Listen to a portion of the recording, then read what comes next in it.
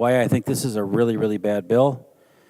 And I know that I'm going to lose it tonight because for some reason I'm having a hard time talking about this because it's just so personal. It's so personal that we have worked so hard in this body with so many of you to fight this addiction stuff. And this is going the absolute wrong way.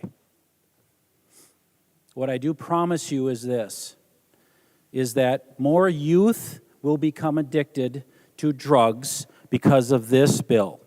Now just let that sink in for a minute. It's going to happen. They won't likely die from cannabis, but they will become addicted through cannabis. So tonight I'm going to just try to talk about my beautiful son for a minute. And I know a lot of times members are looking at their computers and stuff tonight, and actually I want you to do something for me on your computer. And that is, if you want to, if now or later, but go to the Dan Baker Foundation.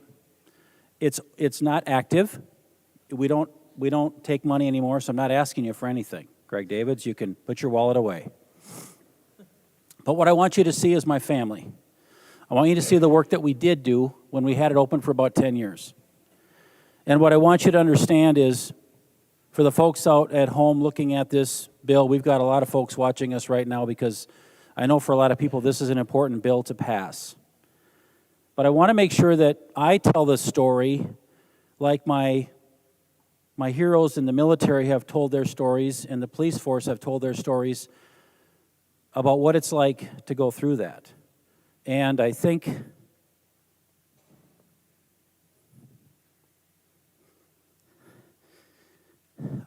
what I want to make sure you know is that the protections you're doing tonight, I'm good, I got it, I'm good, fine. The protections and the changes you made with local controls and, you know, we went down to 1.5 pounds, now we're 2 pounds. I could care less. But it's still a lot of joints, by the way. And I don't like this because I feel like we've worked so hard to help people get out of addiction and out of substance use disorder. And now we're just opening up the back door again and making things so much easier for them to access it. I think that Representative Stevenson has done a good job trying to listen and carry this, and he has bounced all over the place trying to get feedback. This is not telling you, Rep. Stevenson and others, that I don't think you care. I know you care. But I want to talk to the parents that are watching us tonight that have marched with me, have went toe-to-toe with pharmaceutical companies to say, don't do this because it's hurting us. It's the work that Rep. Olson and I did on House File 400 and how we went after the companies that knew they were doing something wrong and they didn't do anything about it. And we're doing that same thing right now, members. We're doing it. We're allowing a substance to become so much more available in the state of Minnesota because you're trying to fix an issue about decriminalizing it. So we're taking the longest, hardest approach to trying to fix something, and you're going to, on the backside, hurt a lot of people in the meantime.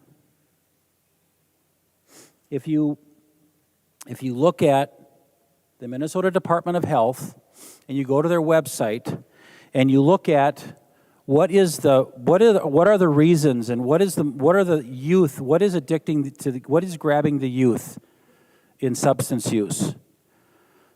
And you'll see on the website there's a really nice graph. And it is about, there's a little methamphetamines, there's alcohol is at about 20%. But marijuana is at 70% right now. And this is before we legalize it. Let me say that again. Currently in Minnesota, the Department of Health shows that the youth that are become through the substance use world, they start with marijuana. And that is through the listening and the support groups, and they always ask these questions, how did you become addicted? So there it is. I will tell you that in meetings after meetings after meetings, I hear all the time, I started with a joint, or I started with again, it's anything that we can provide to try to stop the youth from getting this is what we ought to be doing. I talked earlier about I really was saddened that we didn't consider the age of 25 and older would be available to purchase cannabis. That was poo-pooed, but I also know that your change in the conference bill, I believe, said your education is going to recognize that using a substance like this under the age of 25 is not good. It's not advised, whatever you want to call it. But it's still, you can buy it at 21. When we know for a fact that the brains are not developed. And so that is, again, frustrating that we're standing here tonight talking about bringing legalized marijuana to Minnesota that has no THC limits even with the flower side of things. I don't understand why you wouldn't even look at a limit. THC limits. Members, again, the THC limits, the THC period does more damage to the young brain than alcohol does. That was shared earlier in the other meetings. Again, Rep. Robinson had mentioned the Minnesota Society on the Child and Adolescent Psychiatry team. 200 doctors know this the best, and they can see this clearly, that the young brain, when you get THC on there, it sticks with you. It's going to do damage. You change. Your brain is not functioning normally. It's not growing normally. And here we're doing this tonight, knowing this is going to hurt people. So that's what I want you to know. We're going to hurt people by passing this bill. Sorry, I'll blow my nose. But to those members who have mentioned tonight that I'm not sure where I'm at, I'm not sure. I think I'm going to vote yes. This is not a re-election bill. This is not going to be the one, because people can justify both sides. They can. I get it. But what you can't justify is not doing the safe thing. And the thing that makes a difference is if you go out and talk to people that understand this, like I do, like the journeys that I've been on. I know that I'm a different lens on this, but it's real. So if you listen to those people, and if you err on the side of safety, and because you care about the young people that are going to get addicted, I want you to think about that when you push the button today.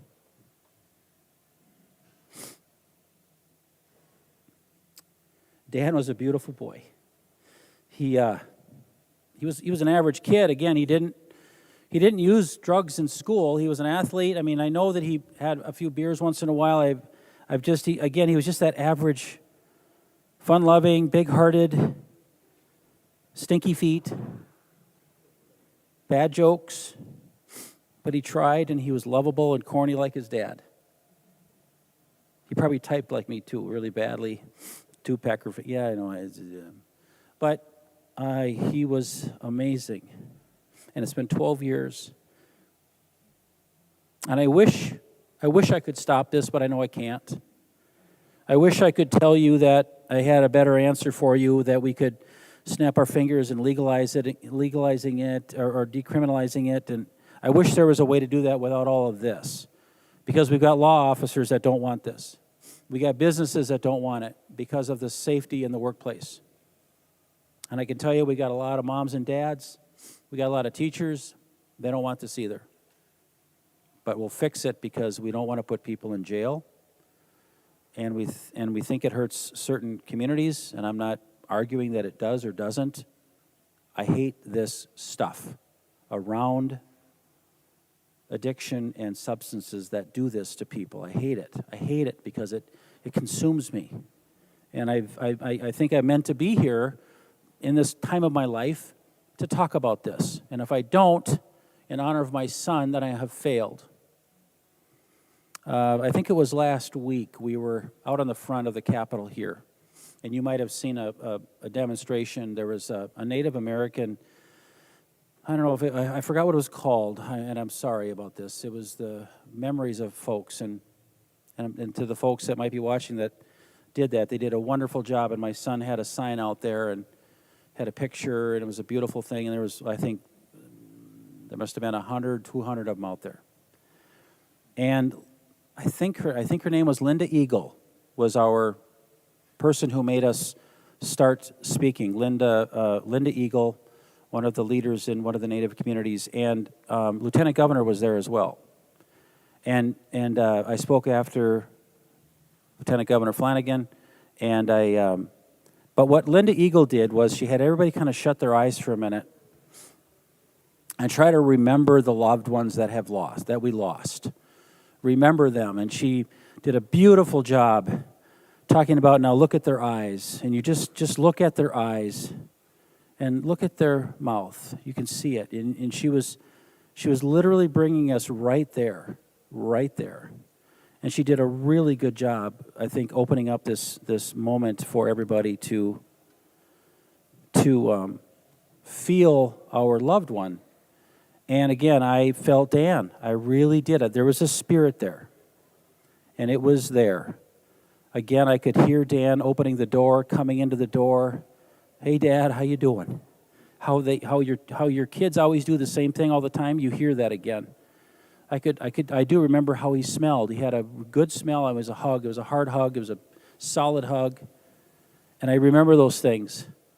And I just know that we can do better. I wish we could do better with this stuff. I wish that we wouldn't have to work so hard to move the needle a little at a time and a little at a time and a little at a time. And then all of a sudden we come through this progressive thing. We got to legalize cannabis because too many people are sitting in jail because of this. And I'm just telling you, I'm scared to death, members. I'm scared. And a lot of people out there should be scared. If you have young children, Representative Davis just had a beautiful little baby. I'm just worried about my grandson, Jackson. I'm worried for your little children because now we're going to have dispensaries all over the place. And the folks that have been struggling with alcoholism tell me when they drive by a liquor store, that's a trigger. That is actually a trigger. I did not know until I got into it with them. But that's a trigger. So now we're going to have a bunch of dispensaries with green little flower plants and things that make you want to come in and say hi. It's just, that's what we're going to do. Because people are standing in line in these small little communities right now waiting to get their license. I already see it in my district. So, you know, you guys won. It's happening. I understand. But to all the Minnesotans out there, and all the families that are struggling and hurting, and the families that are trying to help their loved ones right now, just know that we can do better than this. And, you know, I did the example just a few minutes ago when I said we're doing what the pharmaceutical companies were doing with opioids. They thought they were going to help a problem. They thought they were going to help the pain issue by giving these extended release opioids called OxyContin. And this is the greatest thing since sliced bread. They convinced everybody this is going to be safe. It's safer. It's non-addictive. And like I said, we're doing the same thing right now. And what Purdue didn't do is they didn't see what was happening. They didn't want to look at what was happening, but what it was happening. And they didn't stop and pull it back inside and try to look at what in the world are we doing. Because once this goes out the door, there is no stopping it. The dispensaries will be up, the businesses will be going, and then we turn into, we have to support our small businesses. So anyway, the Department of Health doesn't lie. It's 70% of our young people are addicted at the first time with marijuana. I can tell you this, that it was never public, I don't think it was public, but former Commissioner Malcolm hated this bill. If you think this is a good public health bill, you're kidding yourself. I don't know what the current commissioner thinks about this. I assume probably not crazy about this. This is not a good health bill, people.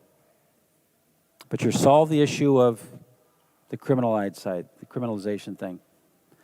But you're gonna do a lot of damage after you pass this bill, and when you start high-fiving people at the end of the day, be careful, because you're gonna be hurting me a lot if you're getting too excited about this. It's hard. So just understand there's a lot of folks right now that want us to be careful about this. And just understand there's two sides to this. And I urge members that are on the fence, think about the safety part of this, because you can't go back on this. And I know you all know people that have lost people, and they will tell you, err on the side of safety, err on the side for the kids, because this is going to hurt a lot of kids. I love you, Dan. I miss you, and I'm doing everything I can to let people know that this is scary stuff. This is really scary. So, thank you, members. I know where it's going, and I understand it. But this is scary, and this is not good. This is not good for Minnesota.